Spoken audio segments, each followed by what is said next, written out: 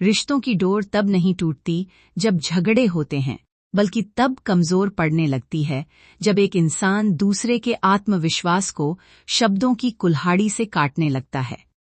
क्या एक साड़ी पहनना किसी के पुराने ख्यालात होने का सबूत है, या यह सिर्फ एक बहाना है किसी को नीचा दिखाने का? आज की कहानी है विंध्या की, जिसने 10 साल के मौन को एक झटके में तोड़ दिया। चलो अब कहानी में चलते हैं। ऑफिस से लौटकर विंध्या थकान के मारे निढाल होकर बैठ गई। पूरा घर शांत था और वह खामोशी उसे सुकून दे रही थी। बच्चे पीछे बगीचे में खेल रहे थे। उठकर कॉफी बनाने की भी ताकत नहीं बची थी। तभी किचन से कुछ आहट सुनाई दी। उसने झांक कर देखा तो विवेक कॉफी बना रहा था। विवेक, मेरे लिए भी एक कप बनाना, विंध्या ने अंदर तक सुनाई दे इस तरह जोर से कहा। कोई जवाब नहीं आया। उसका मन उदास हो गया और एक गहरी आह भर ली। शायद विवेक फिर किसी बात पर नाराज था। अब अगले 4 दिनों तक बातचीत बंद रहेगी। किसी सवाल का जवाब नहीं मिलेगा और वह बच्चों पर भी ध्यान नहीं देगा। अगले 4 दिनों का यह जाना पहचाना सिनेमा आंखों के सामने आते ही उसकी थकान और बढ़ गई। वह सोचने लगी कि आखिर विवेक के गुस्से का कारण क्या है। कल लीना को प्रमोशन मिलने की खुशी में उसके पति एडम ने एक छोटी सी पार्टी दी थी। विंध्या को कहीं भी बाहर जाते समय साड़ी पहनना पसंद है और लीना ने भी खास तौर पर साड़ी पहनकर आने को कहा था। इसीलिए बहुत सोच विचार कर उसने हल्के गुलाबी रंग की जॉर्जेट साड़ी और कढ़ाई वाला ब्लाउज पहना था। बाल खुले छोड़ दिए थे। आईने में खुद को देखकर उसे खुद पर ही प्यार आ गया। वह गुलाबी रंग उसके निखार में घुल सा गया था।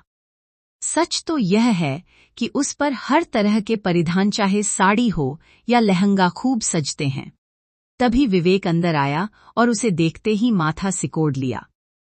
हम अमेरिकन्स के घर जा रहे हैं, अगर जींस या फ्रॉक पहनती तो अच्छा होता। यह पुराने ख्यालात वाली बूढ़ी औरत की तरह साड़ी क्यों पहनी है? विवेक झुंझलाकर बोला।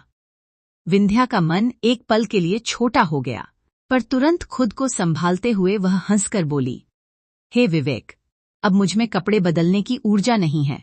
चलो चलो। वह उठने ही वाली थी कि विवेक ने उसे रोक दिया। मैंने कहा बदल कर आओ। तुम मेरी बात कभी नहीं सुनती।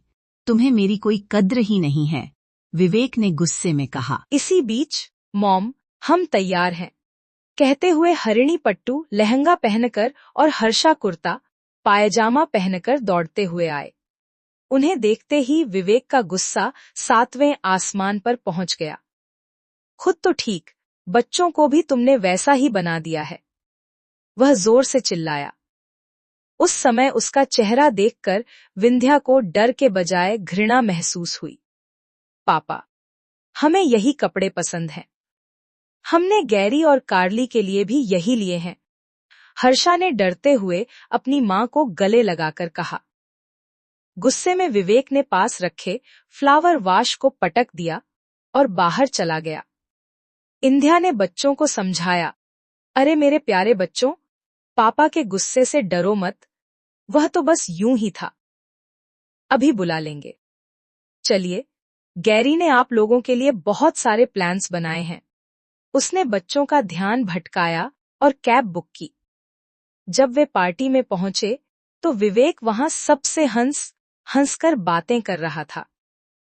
यह देखकर विंध्या को बहुत क्रोध आया, पर खुद को शांत रखकर वह लीना के साथ अंदर चली गई। एडम अपनी पत्नी लीना को जितना सम्मान दे रहा था, उसे देखकर विंध्या को लगा कि जो भारतीय दंपत्ति खुद संस्कारों वाला कहते हैं, उन्हें भी उनसे सीखना चाहिए। पार्टी में अन्य अमेरिकी परिवारों ने विंध्या के पहनावे की बहुत प्रशंसा की, जिससे विवेक और भी चिढ़ गया। अगले दिन विंध्या बहुत थक गई थी। उसने सोचा कि इस समस्या का समाधान कैसे निकाला जाए। उसने पहले अपने सास ससुर से बात करने की कोशिश की थी, लेकिन उसकी सास ने बेटे का पक्ष लिया और ससुर चुप रहे। तभी टीवी पर एक कार्यक्रम देखते हुए उसे एक विचार आया। जब विवेक घर आया तो विंध्या ने उसे कॉफी दी और कहा, विवेक, यह तुमने कैसा पहनावा पहना है? बहुत अजीब लग रहा है। क्या तुमने आईना देखा है? तुम पर यह बिल्कुल अच्छा नहीं लग रहा। वह खिलखिलाकर हंस दी। विवेक हैरान रह गया। विंध्या ने पहली बार इस तरह बात की थी। अगले कुछ दिनों तक विंध्या ने वही किया जो विवेक उसके साथ करता था, तुलना करना और कमियां निकालना। विंध्या के चेहरे पर अब डर नहीं, बल्कि एक अलग ही आत्मविश्वास था। एक दिन फिर पार्टी थी। विंध्या ने विवेक से कहा, विवेक, क्या तुम्हें तैयार होना कभी नहीं आएगा? मेरे दोस्त तुम्हारा मजाक उड़ाते हैं कि तुम किसी बफून तरह लगते हो। बाल झड़ चुके हैं, थोड़े ढंग से रहा करो। विवेक बेचैन हो गया। रात को जब वे घर लौटे, विवेक ने गुस्से में विंध्या का हाथ पकड़कर उसे कमरे से बाहर खींच लिया और चिल्लाया, तुम्हारी हिम्मत कैसे हुई मुझसे ऐसा बोलने की? तुम्हें जान से मार दूंगा। विंध्या शांति से बैठ गई और बोली, विवेक, बैठो। जो सवाल तुमने अब पूछा, वही मेरा भी है। मुझे नीचा दिखाने का हक तुम्हें किसने दिया? मैंने तुमसे प्यार किया और शादी की, यह सोचकर कि तुम्हारा मन सुंदर होगा। शादी से पहले तुम्हें मैं सुंदर लगती थी, अब नहीं। दरअसल मैं वैसी ही हूं, बस तुम्हारा मन विकृत हो गया है। उसने आगे कहा, सिर्फ एक हफ्ते के मेरे व्यवहार से तुम्हें मुझे मारने का मन कर रहा है? सोचो, मैं पिछले सालों से यह मानसिक प्रताड़ना सह रही हूं। अब मुझमें और सहने की शक्ति नहीं है। हम साथ रहेंगे या अलग, यह तुम तय करो। अगर तुम अब इस घर से बाहर गए, तो यह हमारी आखिरी मुलाकात होगी। विवेक पत्थर की तरह खड़ा रह गया। उसने पहली बार विंध्या की आंखों में वह दृढ़ता देखी जो उसने पहले कभी नहीं देखी थी। उसे एहसास हुआ कि विंध्या उसके बिना भी गरिमा के साथ जी सकती है। विवेक की आंखों के सामने पिछले सालों की वे तमाम यादें किसी फिल्म की तरह घूमने लगीं, जहां उसने विंध्या के आत्मविश्वास को अपने शब्दों की कुल्हाड़ी से काटा था। उसे पहली बार समझ आया कि जिस पुरानी सोच का वह मजाक उड़ाता था, असल में वह विंध्या का धैर्य था, उसकी कमजोरी नहीं।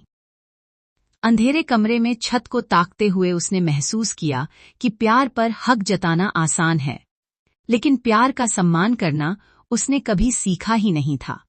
उसने गौर किया कि वे बच्चे विंध्या के पास जितने सहज और चहकते हुए थे, उसके पास आते ही उतने ही औपचारिक हो जाते थे। उसे एहसास हुआ कि उसने सिर्फ अपनी पत्नी का सम्मान ही नहीं खोया था, बल्कि अपने बच्चों के मन में एक खौफ की दीवार भी खड़ी कर दी थी। उस दीवार को गिराने की शुरुआत उसे आज से ही करनी थी। विंध्या को अब विवेक के जवाब का इंतजार नहीं था। उसने समझ लिया था कि अपनी खुशी की चाबी किसी और के हाथ में देना सबसे बड़ी भूल है।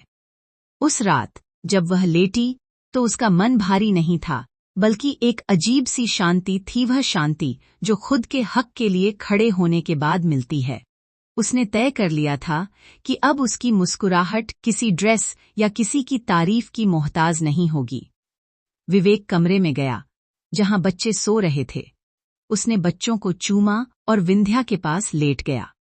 विवेक ने विंध्या का हाथ धीरे से सहलाया, जैसे वह बिना शब्दों के अपनी उस विकृत सोच के लिए माफी मांग रहा हो। विंध्या ने हाथ नहीं हटाया, लेकिन उसने आंखें बंद कर लीं। यह सुलह की शुरुआत थी, लेकिन शर्तों के साथ नहीं, स्वाभिमान के साथ। घर की वह खामोशी जो कल तक बोझिल थी, आज एक नई समझ की गवाह बन रही थी। उसे समझ आ गया था कि उसके मौन संघर्ष और साहस ने विवेक को आईना दिखा दिया है। क्या आपको विनुधा की सोच कैसी लगी? इस कहानी के ऊपर तुम्हारे विचार कमेंट के रूप में बताइए। कहानी को लाइक कीजिए और हिंदी वाइस चैनल को सब्सक्राइब कीजिए। धन्यवाद।